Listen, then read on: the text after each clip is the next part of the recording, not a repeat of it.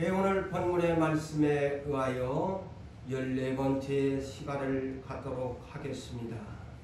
지난주에 이어서 본문 4절 상반절을 보면 그의 얼굴을 볼 것이요 그랬습니다. 오늘날까지 하나님의 얼굴을 본 사람이 없다고 했지요. 물론 육체적인 모습을 제자들이 보았고 이스라엘 민족이 보았지만은 정말 지존자의 그 모습을 본 자는 모세를 통해서 하나님을 본 자는 죽을 것이라고 했기 때문입니다. 그런데 우리가 지금은 간접적인 대면을 하면서 예배를 드리고 있지만 이제 우리가 부활하여 저 새 하늘과 새 땅, 새 예루살렘 성에 입성하면 하나님과 어린 양의 그 우리의 보고 싶은 우리의 신랑, 우리의 남편인 그리스도를 얼굴을 볼 것이라고 했습니다. 그런데 지금 지난주에도 언급을 했습니다만 그 육체적인 모습만 우리가 생각하시는데 그런 모습이 아니라 지존자의 어린 양의 모습은 계시록 1장 13절에서 16절에 정말 우리가 상상하지 못한 예수님의 그 모습을 소개하고 있지요. 그의 계시록에 대한 새 복음에 대한 주님의 지존자의 모습입니다.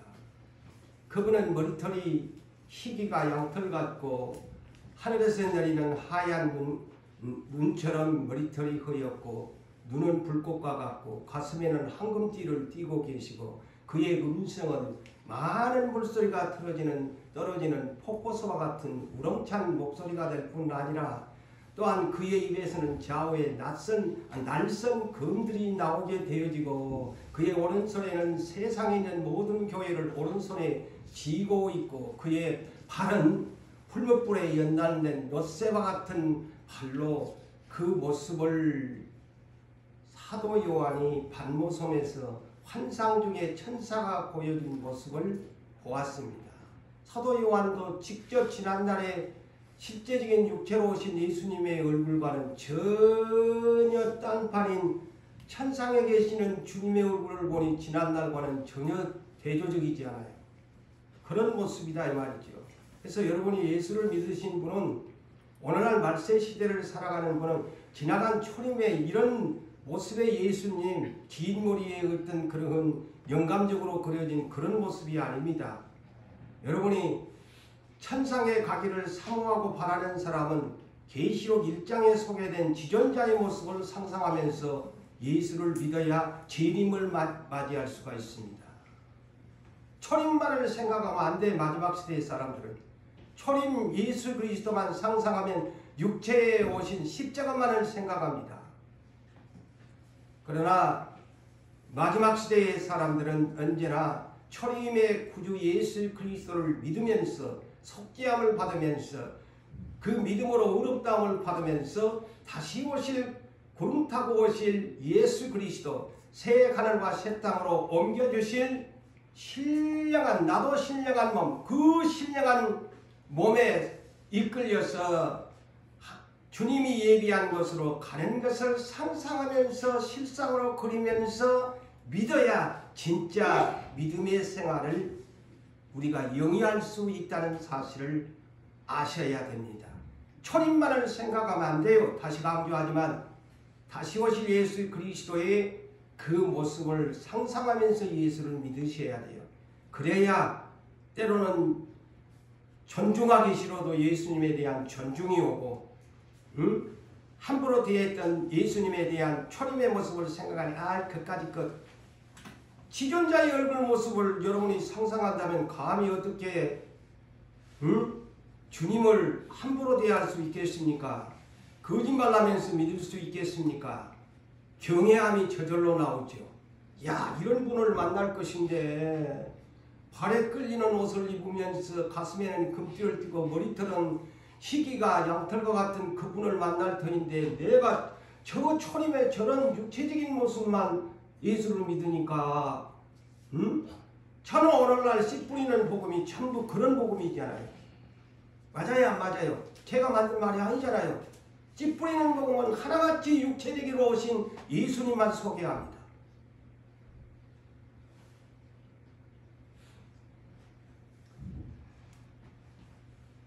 그래서 예수님의 그 얼굴은 1장 16절에 해보다도 더 밝은, 해보다도 더 힘차게 비치는 얼굴이라고 했습니다. 저 하늘을 여름에 한번, 이제 여름철 같은데 저 중천에 있는 태양을 한번 1분이든 2분이든 한번 눈을 크게 뜨고 쳐다보세요. 볼 수가 있겠는가? 눈이 부셔서 못 보는데 예수님의 얼굴에서 나는 영광은요, 빛은요, 해보다 더 힘있게 비치더라. 정말로 그분을 만나러 가야 됩니다. 그분의 그 영광스러운 얼굴의 빛을 태양보다도 더 밝은 예수님의 얼굴을 그런데 그 땅에 가면 보게 된대요. 예? 이런 소망을 가져야 되지 않겠습니까? 그래서 요한복음 1장 9절에는 그분을 두 자로 줄였어요. 요한사도는 참 빛이시다. 참 빛이다. True light 그랬어요. 번역은 True light. 참 빛이시다. 저는 태양의 빛과 비교할 수 없는 참 빛이시다. 그래서 천지 창조의 숨겨진 비밀이 있죠. 가장 첫째 날 창세기 1장 3절에 어둡고 캄캄한 공허한 지구를 향하여 하나님께서 영어 번역을 보니까 Let there be light. 빛이 있으라. 그 첫째 날이었. 빛의 근원을 가장 먼저 창조했는데 이 빛의 근원이 무엇이냐? 제가 항상 말씀한 사도 바울이 그것을 깨달았지요.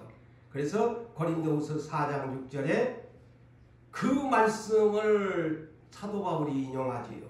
첫째 날 어두운 데 빛이 비치라. 이 말이 뭐냐? 예수 얼굴에 있는 하나님의 영광을 아는 빛을 우리 마음에 비추셨다라고 그 계시의 비밀을 조금씩 열어주잖아요. 천지창조의 첫째 날 그 예수의 얼굴에 있는 영광의 빛이다. 그 천지창조의 날이다. 그래서 예수님 당신 자신이 이 세상에 오셔서 남들이 들을 때는 이해가 하지 못하는 말씀을 하셨지. 그래서 이 복음은, 예수님이 전하는 복음은 언제나 깨닫는 자만 복이 있지, 깨닫지를 못하면 문자적으로만 들으면 주님 못 만나요. 그래서 뭐라고 해요? 요한복음 8장 12절에 나는 세상의 빛이다 그러니까 말도 안 되는 소리를 한다 그러잖아요. 아이, 태양이 저가 떠 있는데 자기 자신을 세상의 빛이라고 하니까 유대인들이 죽일 놈 살릴 놈 하지요. 응? 나를 따라오는 사람은 생명의 빛을 따라오는 사람인데 어둠에 다니지 아니한다. 이런 말씀을 하니까 복음을 못 받아들이지요. 인간적인 지식적으로 믿는 사람들은 못 받아들여요. 자, 구약 마지막에 그 성경을 기록했던, 물론 세례요한이 율법의 마지막 선지자입니다만은, 율법을 마감하는 마지막 선지자가 세례요한입니다만은, 세례요한의 400년 앞에 말라기 선지자가 이 예수님을 일컬어 말라기 4장 2절에 뭐라고 했습니까? 공의로운 태양이 떠올라 치료의 광선을 발하게 될 것이다. 공의로운 태양이시다 그랬지 않아요. 공의로운 태양이시다.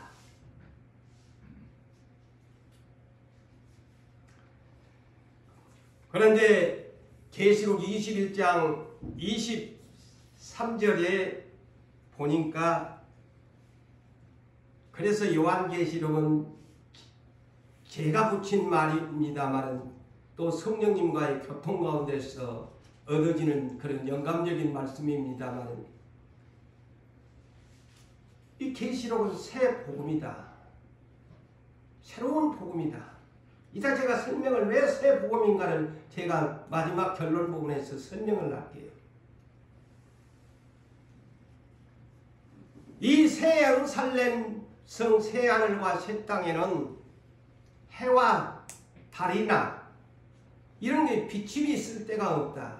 하나님과 어린 양이 하나님의 영광에 비치우고 어린 양이 등불이 되기 때문에 지금 이 육체가 살고 있는 이 지구촌에 해나 달이나 쓸데가 없는 곳이 우리가 가는 거는 절대로 여러분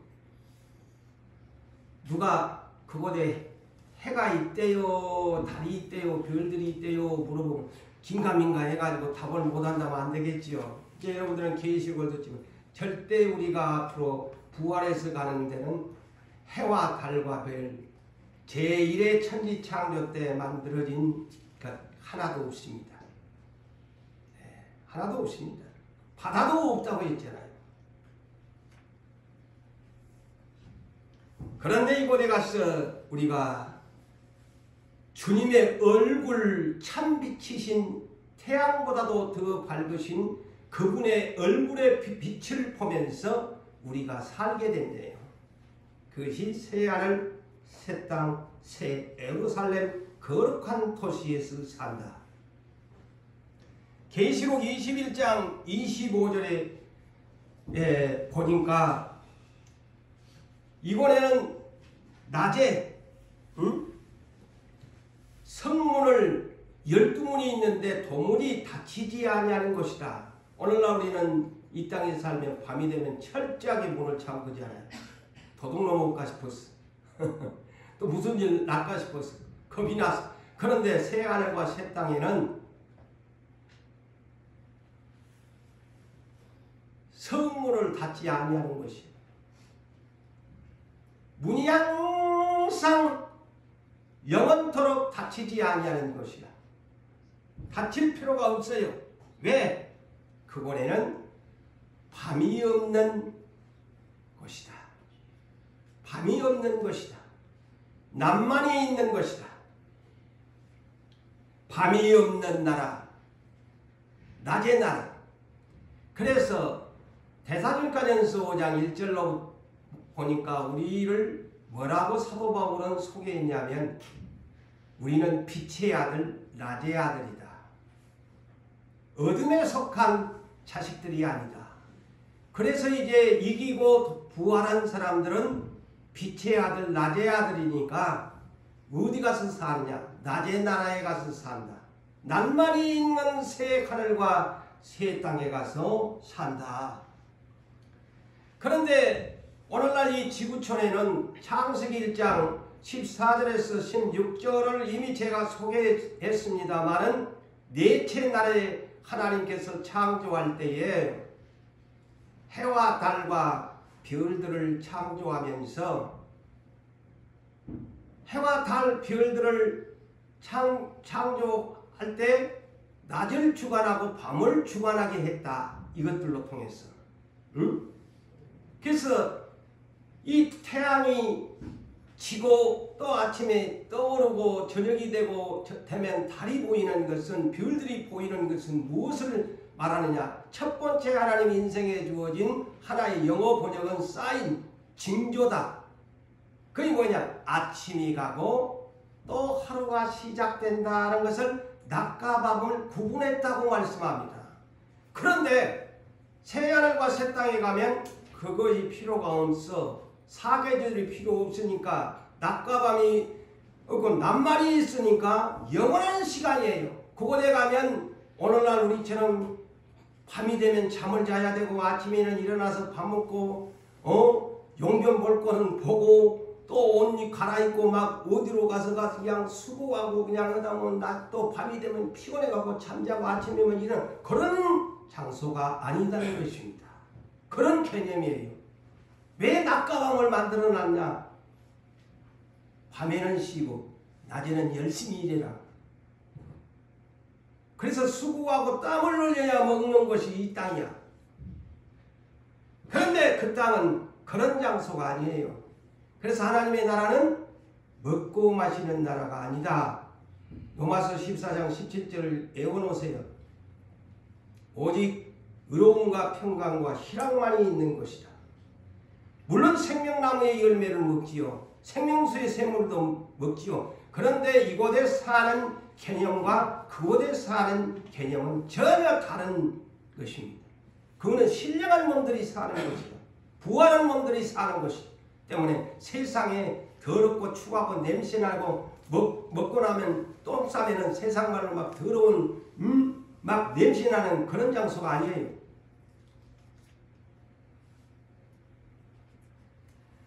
새 하늘과 새 땅에는 하나님께서 영원한 시간을 주신 거예요. 낮의 시간이 영원히 피곤하지도 아니하고 잘 필요도 없는 것이고 하나님과 함께 찬송하면서 영원히 죽음이 없는 날만이 있는 곳에서 부활한 몸들이 그곳에 가서 산대요. 그러니까 이곳이 새 복음이지 예수 믿으면 구원 얻습니다 라는 것은 복음이지만 새 복음이라는 것은 참고 새하늘 새 땅에 가서 살아야 할 것들을 소개하는 이 계시록의 비밀이 새 복음인 거예요. 참고 새로운 얘기잖아요. 그래서 5절에 보세요.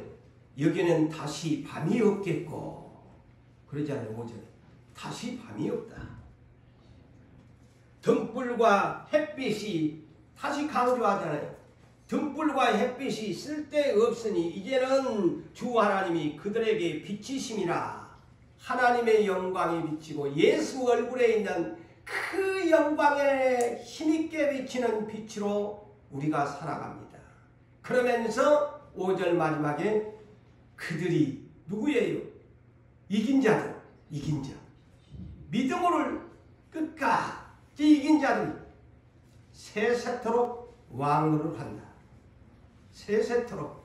여기서 세세토록 왕노를 한다는 것은 물론 분봉왕들의 행위에 따라서 있는데 이것은 베드로전서 2장 8절에 우리를 이 땅에 살아도 왕같은 제사장들이라고 했대요. 그곳에 가서 하나님을 경배하며 찬양하며 그러한 뜻으로 여러분들이 이해를 하시면 됩니다. 세세토록 왕노릇하리라. 이 말은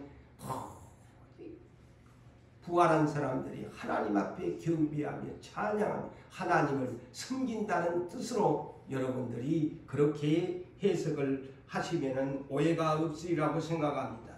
자, 그래서 다시 4절로 가서 상반절에 그의 얼굴을 볼 것이요 그랬는데 그 다음에 제가 얼굴에 대해서 지금 이제 소개를 했고 그 다음에 오늘날 우리 이마를 한번 만져보세요. 우리 이마에 이름 써갖고 다니는 사람 있는가? 아무도 없잖아요. 그런데 그곳에 가면 그래서 새 복음이라는 거예요. 이 이마에 그의 이름이 누굽니까? 하나님과 아버지의 이름과 더 구체적으로 나중에 소개하겠습니다만 어린 양의 새 이름을 붙이고 다녀요. 이마에다가 딱 이마에다 인을 쳐. 그게 다르지 이 땅하고는. 이번에는 나중에 이마에 새겨놔봐야 하장막에 들어가면 다 없어져 버리는 육체에 흙덩어리밖에 안 되게 쓸 필요가 없어. 여러분이 그렇게 이해하세요. 그런데 저곳에 가면 죽을 필요가 없거든. 그러니까 그냥 영원히 여기다가 그냥 이름을 쓰는 거야. 니는 내 것이 되이. 하나님 이제 니는 이겼으니까 내 것이 되이. 해서 이름을 갖다 이마에다가 부활한 신령한 몸 이마에다가 어디다가 찍은 거 그랬더니만 이마에다가 이름을 찍었는데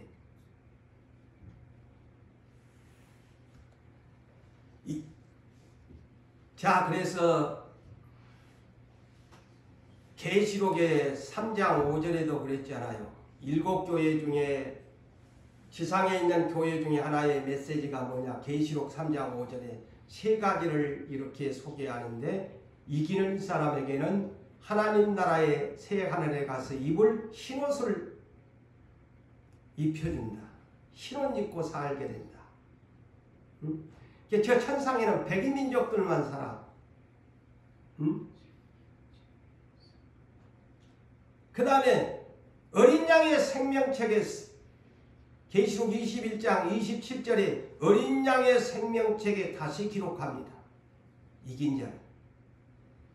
어린 양의 생명책에 기록된 자. 세 번째, 하나님 아버지 앞과 천사들 앞에서 어린 양께서 이는 내 사랑이요, 부활하고 올라간 사람을 입으로 시인해 준대요. 얼마나 영광스러운 일입니까? 반대로 성경에 어디 있어? 산상수훈의 마지막 마태복음 7장 21절로 23절에 불법을 행하는 자는 아무리 주여 주여 이름을 막 날이면 날마다 막 교회 다니면서 주여 주여 예수 이름 불러봤자 불법을 행하는 사람은 네가 선지자 노릇했다고, 귀신도 쫓아냈다고, 아니 얼마나 좋은 일 했는데 성령의 힘을 입어가지고 선지자 노릇도 하고 예언도 받고 애원도 했는데, 아니 주님이 심판날에 불법을 행하는 자여 나는 도무지 너를 알지 못한다. 그런데 부활하고 이기고 간 사람은 예수님이 반대로 하나님 아버지 앞에서 그 많은 천군 천사들 앞에서 이는 이기고 돌아온 내 사람이야 시인해 준대요. 차일 이런 영광스러운 자리를 가야 될 것 아니오. 모른다고 하면 안 돼. 저도 하나님이 우리 주님이 나중에 고재훈이가 왔습니다. 나는 당당하게 갔는데 예를 들자면 고재훈이가 누구야? 내 어린 양이 생명책에 네 이름이 없는데, 상상하시면서 이런 것도 가정해보면서 예수를 믿으세요. 그래야 정신이 번쩍 납니다.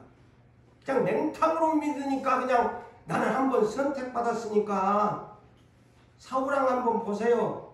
얼마나 신령한 사람이고 성령이 충만한 사람이었는데 하나님의 말씀 한 번, 두 번 계속 못된 짓만 하니까 자기 칼에 자기가 칼복 자살하고 죽지만 가룟 유다처럼 똑같은 행태로 죽습니다. 여러분 계시록 2장 17절에도 보면은 자 이기는 사람에게, 그래서 저는 새 복음이라고 말하는 거예요. 언제 주께서 복음을 시작하실 때 이런 문제를 다루셨나요? 아닙니다. 사도 요한에게 넘기셨어요. 자, 이기는 사람에게는 흰 돌을, 제가 이미 했지요. 흰 돌, 화이트 스톤. 오늘날로 세상적으로 말할 것 같으면 패스포드를 준다. 패스포드. 여행을 할 때나 어디에 신분증을 증명할 수 있는 그런 패스포트. 그를 이 비밀이 담겨진 화이트 스톤이라는 이 흰 돌을 주는데, 이긴 자만이 천상에 가서 네가 주님에게 이 화이트 스톤을, 패스포드를 받는 순간에 그때서야 네 새 이름을, 뉴네임, 영어로 뉴네임, 새로운 이름을, 네가 너의 이름을 알게 된다. 그러니까 새 복음 아니오? 내 말이 틀렸어요? 전부 새 것으로 바꿔줘요. 지금의 고재훈이가 아니야. 어린 양의 생명책에 새로운 화이트 스톤이라는 흰 돌의 신분증에 받을 때만이 받은 사람만이 안다 그랬어요. 아무도 몰라. 그때 내가 가야만이 내 이름을 알아요. 이거의 새 복음 아니요. 나의 새 이름. 어린 양도 지금은 예수인데 천상에 가면 예수라고 안 불러요. 계시록에 나와 있잖아요. 어린 양의 새로운 이름을 너희의 이마에 붙여준다고 나와요. 예수님의 이름도 바꿔버려요. 모두 다 뉴네임이야, 뉴네임. 새로운 것이야, 이름도. 계시록 3장 12절에 보니까 이긴 자에게 하나님의 성전에 자, 또 하나님의 성전이라고 하니까 저곳에 가면 건물 성전이 있을 것이라 하는데 저곳에는 하나님과 어린 양이 성전이지 사도 요한이 환상을 볼 때 건물 성전을 보지 못했다 그랬습니다. 자, 이미 여러분 설교 들었잖아요. 강에 하나님과 어린 양의 보좌가 있는 곳에 성전이 될 수 있는 사람, 그 성전에 기둥이 될 수 있는 사람, 이긴 자만이 새 예루살렘 저 성에 누가 기둥이 되느냐. 이 기둥이라는 말은 다른 말은 높은 지위를 얻는 사람들이죠. 그런데 그 사람들에게 그 위의 이름을, 그 위에 어린 양의 새 이름을, 자 여기에 나오네. 어린 양의 새 이름이라고 그랬어요. 예수가 아닙니다. 천상에 가면 어린 양의 램스 뉴 네임, 영어 번역은 램스 뉴 네임, 어린 양의 새로운 이름을, 자, 그 위에, 그 이가 어딜까요? 오늘 본문 4절에 임합니다. 기둥으로 뽑힌 사람들은 첫째 하나님의 아버지의 이름, 두째 새 예루살렘 성의 새로운 이름, 그 다음에 어린 양의 새로운 이름을, 세 가지의 이름을 이마에 기록하리라. 이제 확실하게 배워놓으세요. 세 가지의 이름을 이마에 기록한대요. 전부 새로운 이름이야. 그래서 이 비밀을 알고요, 마귀놈이 계시록 13장부터 19장에 이르기까지 마귀놈의 이 땅에서의 행포를 기록한 것이 계시록 13장에서 19장까지에 대한 사도 요한이 본 환상입니다. 그래서 마귀가 하나님의 속성을 아니까, 비밀을 어느 정도 알고 있으니까 자기가 먼저 마귀의 상속자들에게 오른손과 이마에 666 짐승의 표를 이마에다가 오른손에다가 이는 내 것이래 하고 마귀가 먼저 이 땅에 있는 자들을 손을 쓴다니까요. 자, 이제 이해가 되십니까? 이것을 아니까 지가 먼저 찍는데 마귀놈이 네 내 것이다. 꼼짝마 너 내 것이야. 너는 나 마귀 사탄의 것이야. 이마에다가 찍어버려요. 666은 거의 짐승표 시대에 대한 비밀입니다.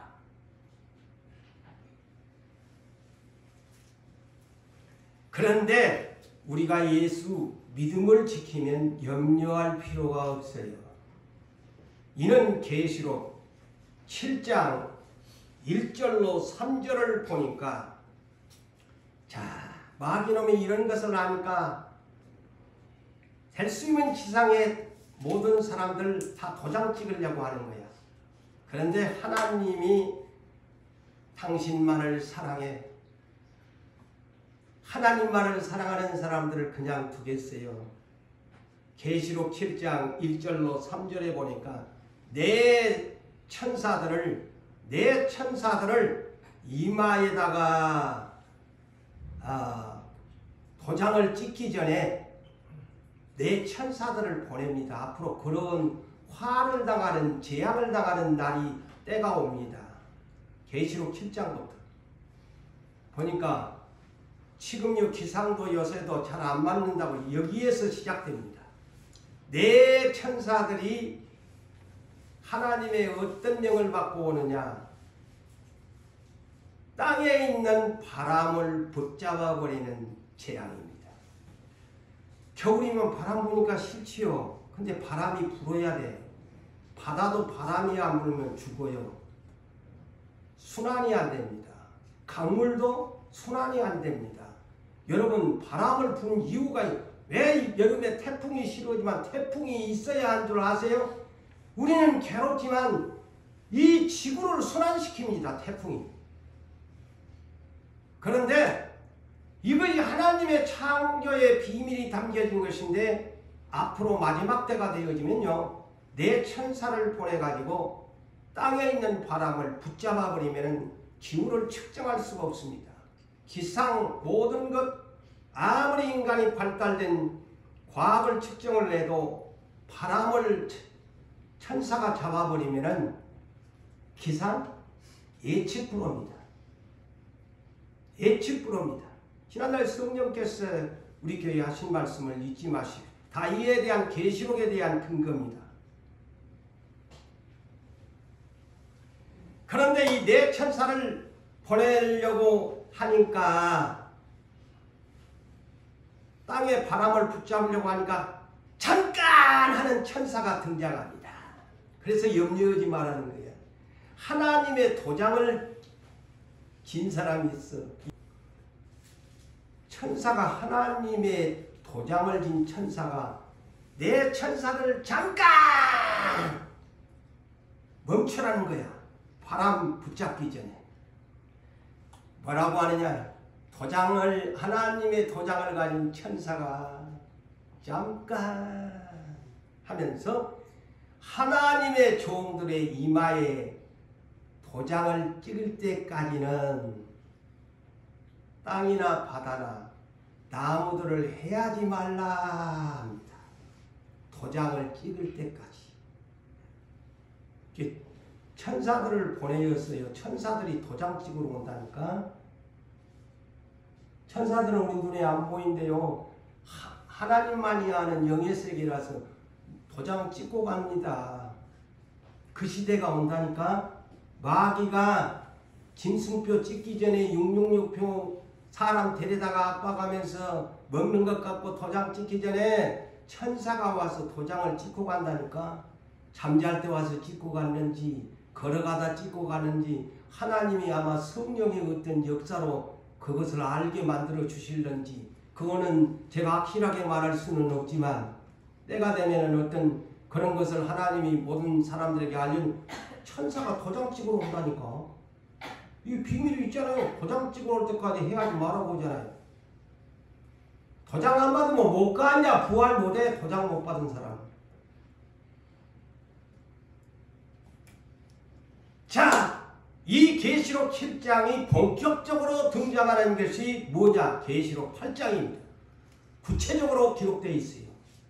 도장 찍는 천사가 하나님의 종들, 백성들 이마에 도장 찍을 때까지는 바람 붙잡지 말아요. 바람이 붙잡아버리면 어떤 현상이 오느냐? 구체적으로 나와요. 자, 그래서 제가 이 설교를 준비하면서 이 계시록을 바람을 붙잡아보면 이런 현상이 오는구나. 기상만 나는 그렇게 알았는데 아니에요. 계시록에 보니까 계시록 8장 8장 6절로 13절까지를 보니까요. 우리가 아는 땅의 3분의 1이 불타버려요. 바람을 잡아버리니까 불이 나요.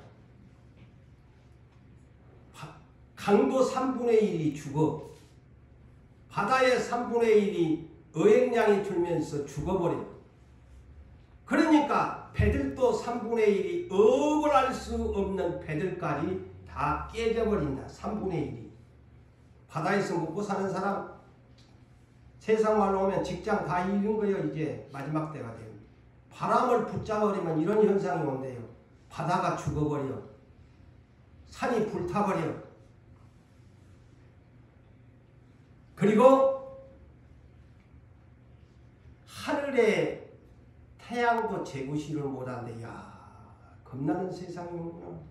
하늘이 빛을 안 비친대요. 태양이. 그러니까 어두컴컴한 세상이 돼버려. 아니 태양이 달이 3분의 1이 재구시를 못한대. 어두운 밤이 와버려. 어두운 밤이 오는가 봐. 생각만 해도 끔찍한 대자연의 대재앙이 옵니다. 누가 근데 이 계시록을 농담으로 듣지 진담으로 듣나요? 태양빛도 빛을 잃고 달도 재구시를 못하고 3분의 1이 그냥 하늘이고 땅이고 다 재구시를 못한대. 그러면서 이제 이 일곱 나팔을 부는 천사들이 차례차례로 나팔을 불 때마다 천사 첫째 나팔을 부니까 빰빠바바밤 천상에서 부니까 그냥 이런 재앙들이 오는 거야. 막 지구촌의 3분의 1이 저 태양까지 그냥 막 긁고 나서 계시록 9장으로 넘어갑니다. 일곱 천사가 나팔을 부는데 네 천사까지는 세상에 있는 땅의 모든 것을 다 잡아버려. 그 다음에 다섯째, 여섯째, 일곱째 천사가 나팔을 빰빠바밤 하니까 그때 다섯째 천사가 나팔 재앙을 부니까 이마에 도장 못 받은 사람, 하나님의 도장 못 받은 사람을 해야라! 죽이는 거요. 온갖 천연병이 오는 거요. 죽고 싶어도 죽을 수 없는 아픔의 고통이 재앙이 온대요. 계시록 9장을 보세요. 응? 그런데 한 가지 하나의 제가 계시록을 푸르기에 앞서서 계시록 14장 1절로 5절에 있는 말씀을 여러분들에게 먼저 이 중간에 있는 이 말씀을 좀 풀어드리려고 합니다. 여기 이마에 대한 문제가 나오거든요. 계시록 7장을 보면 이스라엘 12지파에 대한 14만 4천 명이 이마에 인침을 받았더라. 그런데 저 신천지가 이것을 가지고 도용을 하잖아요. 자기들이라고. 그래서 뭐 부산 땅에도 12지파 중에 뭐 야곱 지파가 있고 뭐 안드레 지파가 있다더라. 그리고 전국에 자기들이 14만 4천이. 그런데 또 그곳에 미혹된 사람들도 참 어떻게 이 성경에는 분명히 계시록 7장과 14장이가 나와 있는데 그렇게 미혹되면 약이 없는 것 같아요. 에? 이거는 이스라엘에 대한 얘기거든요. 제가 오늘 들어보세요. 오늘날 이 땅 지금 이 이방 세계에 대한 얘기가 아닙니다.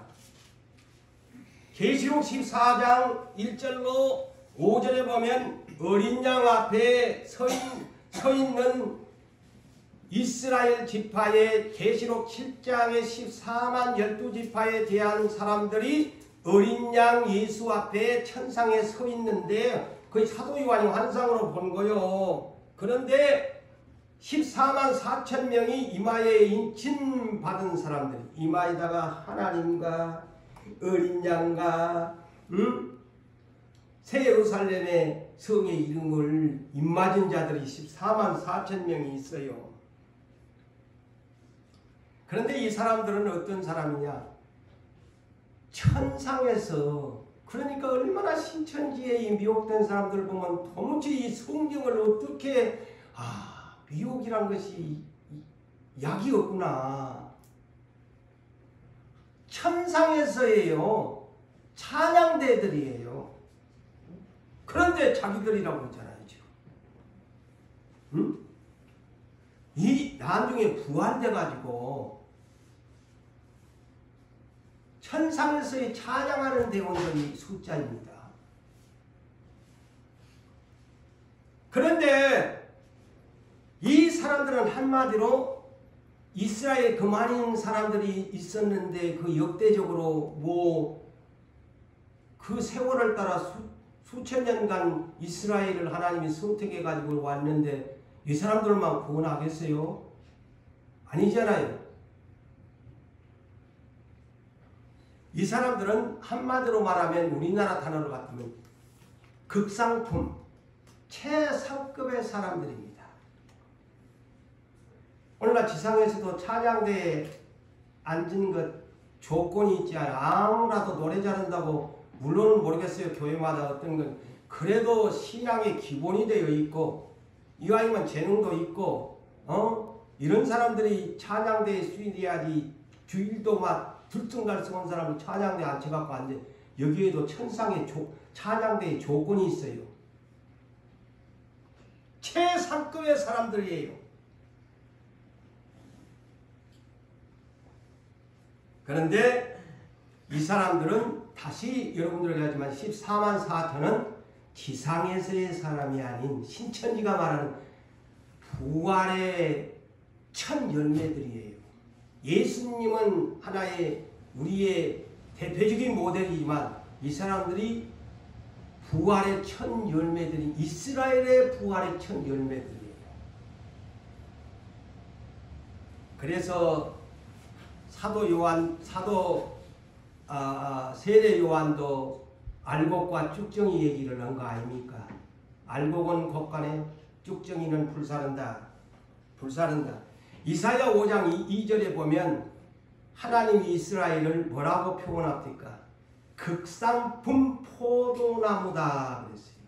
그런데 상품에 가치 없는 들포도를 맺음이 어쩌민고. 이 사람들이에요. 이스라엘의 극상품에 해당되는 행위를 한 사람들이에요. 14만 4천 명.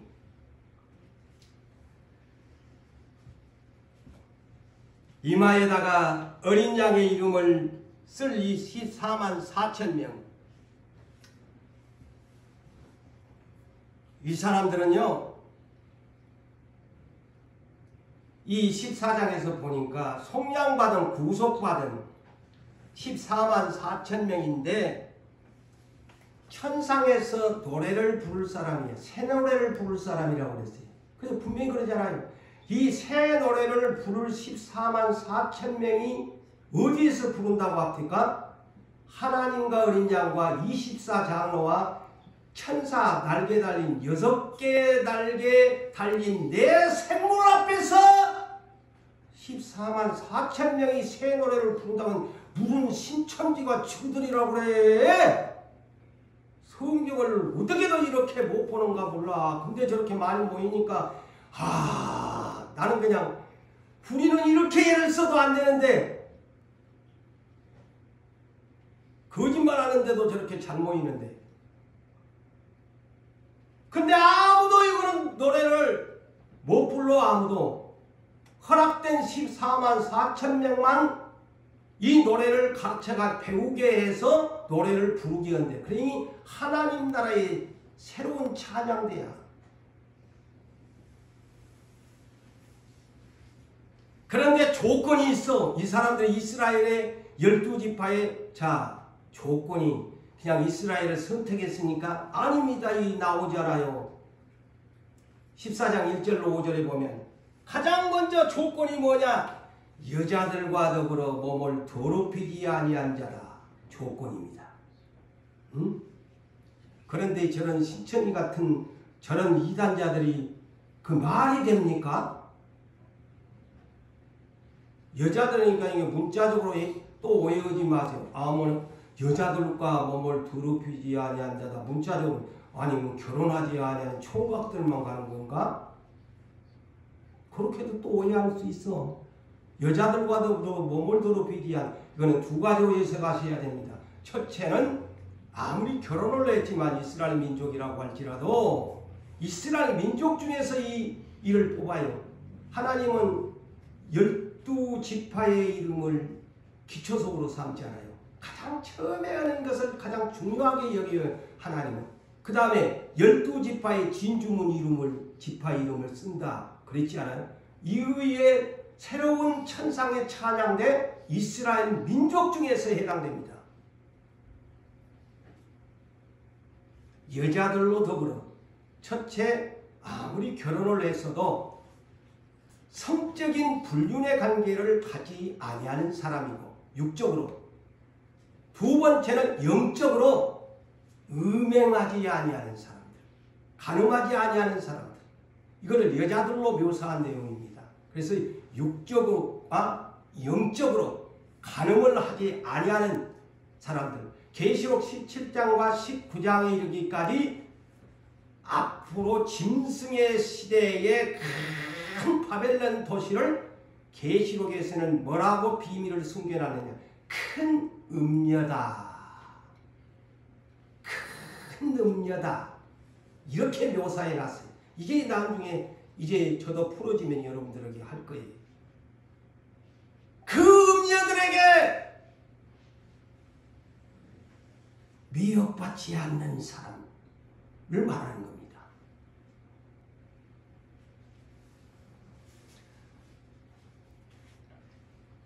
그 다음에 두 번째 조건이 뭡니까?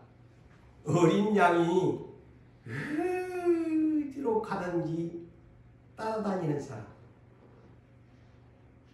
예수님이 가시는 길이라면 아골골짝 빈들에도 따라다니는 사람. 우리 부름받은 나선임은 아골골짝 빈들에도 복음 들고 갑니다. 그 얘기입니다. 미꾸라지처럼 십자가 지나고 오면 뺀질뺀질하고 얼렁 내려놔버리고 도망가버리고 그런 사람이 아니야. 예수님이 죽음의 길이라도 가는 이런 사람의 조건이야. 두 번째.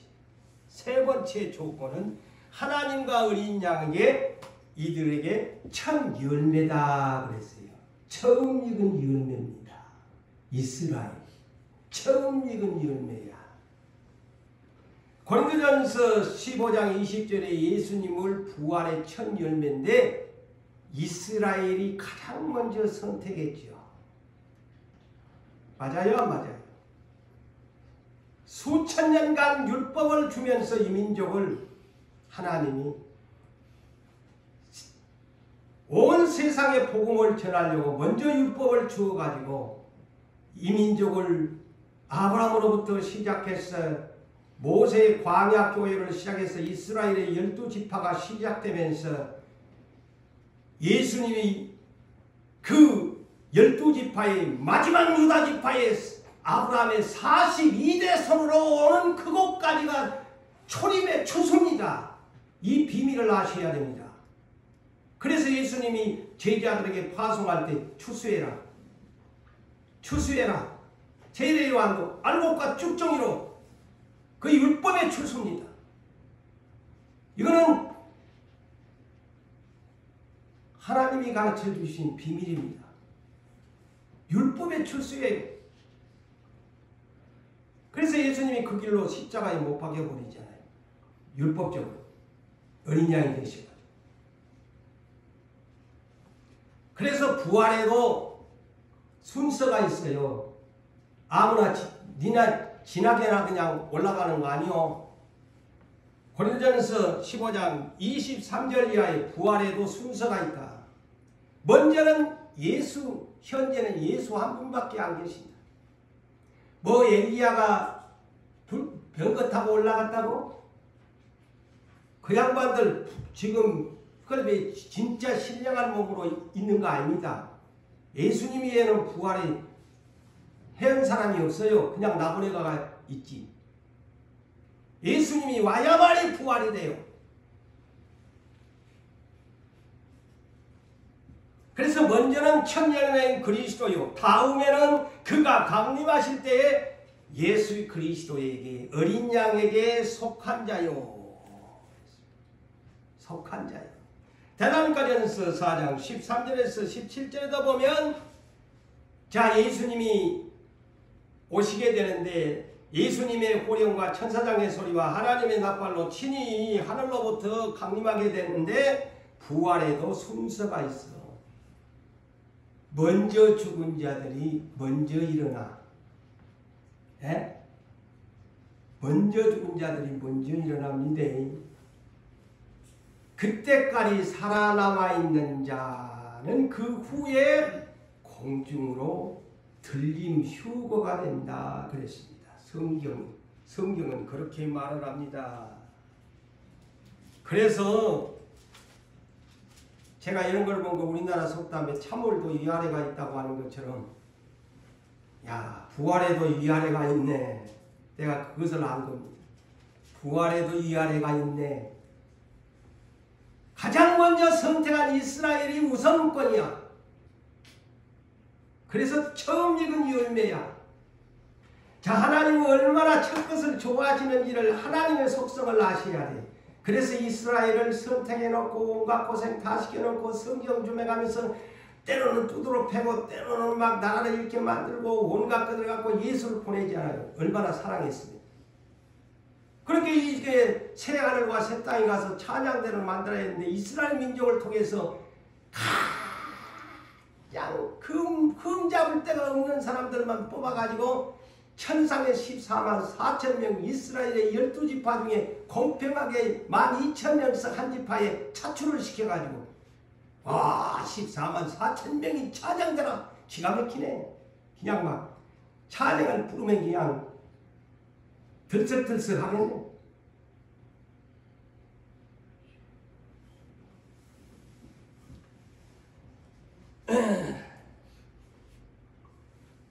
하나님은요, 처음 것을 굉장히 좋아합니다. 율법적으로도 여러분 아시잖아요. 시간상 내가 성경을 들이대면 좋겠는데, 줄여서 율법에도 하나님이 짐승 처음 나는 것, 초태생, 사람 처음 나는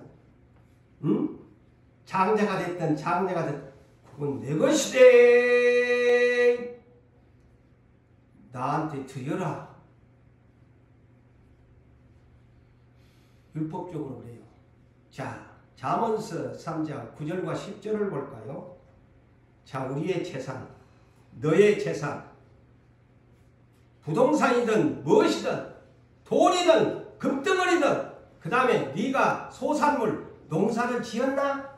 소산물, 처음 익은 열매로, 똑같아요. 아까 계시록 처음 익은 열매로 여호와를 공경하라. 그리하면 네 창고가 가득 차고 내 포도주 틀에 새 포도주 즙이 넘치리라.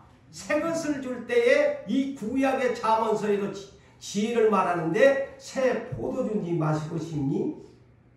네가 항상 첫 건 나한테 바쳐. 그러면 새로운 걸로 줄게. 그러잖아요. 근데 우리들은 항상 우선순위가 우리 자신이 먼저잖아요. 요는 먼저 하나님 거야. 띄놓고 오면 나는, 야, 저놈은 과연 내 아들이야. 나를 저렇게 생각하고만. 그런데 어느 자식을 보니까 요거는 내 거야. 쓰고 남으면 당신한테 드릴게. 아니, 저것이 내 자식이라고? 하나님이 저거 버리지도 못하고 또 사람 되겠지. 근데 자기 버릇 개 못 준다고 평생 못 고치고 가는 사람이 얼마나 많겠어. 응? 그 욕심이 많은데, 욕심이 죄를 낳고 죄가 장성한 즉 사망을 낳는다고 해도 소양이 없는데,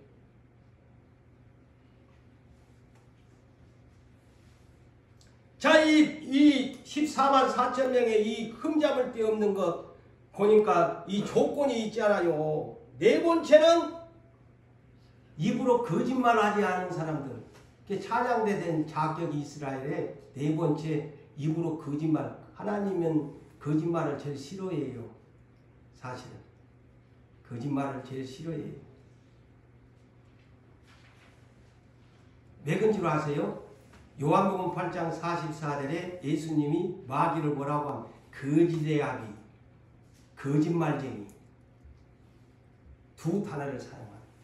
거짓의 아비 거짓말쟁이가 누군 줄 아냐? 마귀놈이다.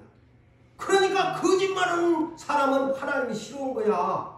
자꾸 거짓말로 변명하고 거짓말하면 싫어하는 거예요. 그 다음에 5번째 조건이 흠잡을 데가 없는 사람. 응? 흠잡을 데가 없는 사람. 이 사람이 14만 4천 명 이스라엘 중에서 공평하게 12,000명씩 12지파에서 뽑아가지고 처음 익은 이스라엘을 내가 선택했으니까 내가 이스라엘을 이렇게 천상에서 앞으로 새하늘과 새 땅에서 새 예루살렘 성에서 찬양대로 쓸 것이다. 이미 비밀을 말해놨네요. 우리들은 나 자격이 안 돼. 다만 우리들은 이제 분봉왕이 되느냐 다른 데 쓰겠지. 찬양대는 하고 싶어도 못해. 이방 사람들은 처음 익은 열매로 하나님이 딱 규정 지어놨거든. 그게 하나님의 계획이지.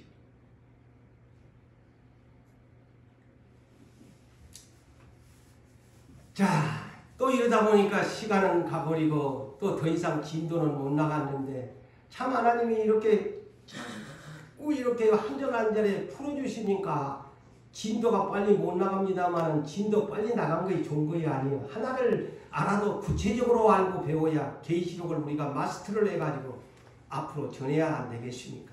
또 다음 주로 시간을 또 하면서 살아가는 성도 여러분, 이 계시록을 모든 것이 새로운 것으로 열리는 것에 감춰진 비밀의 계시입니다.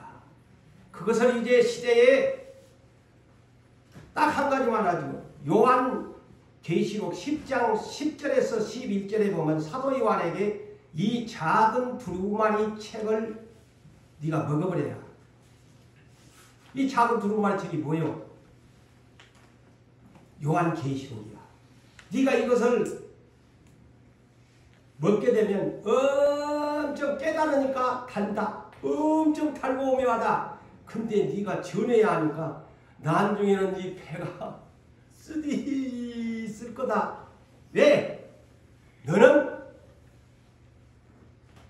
모든 많은 백성과 나라와 방언과 언어를 따라서 다시, 자, 잘 들으세요. 11절에 10장 11절 다시 예언하여야 하리라 그랬어요. 그래서 새 복음이에요. 아시겠어요? 다시 예언을 풀어줘야 돼요. 다음 주부터 6절에 이 예언의 말씀이 어떤 것인가를 6절로부터 다시 그 내용을 설명합니다. 사랑하는 성도 여러분들이여, 새하늘과 새 땅 새 예루살렘을 사모하면서 이 시대를 이 계시록과 함께 새 복음을 준비해서 하나님이 필요한 도구로 사용되시기를 주님의 이름으로 축원합니다.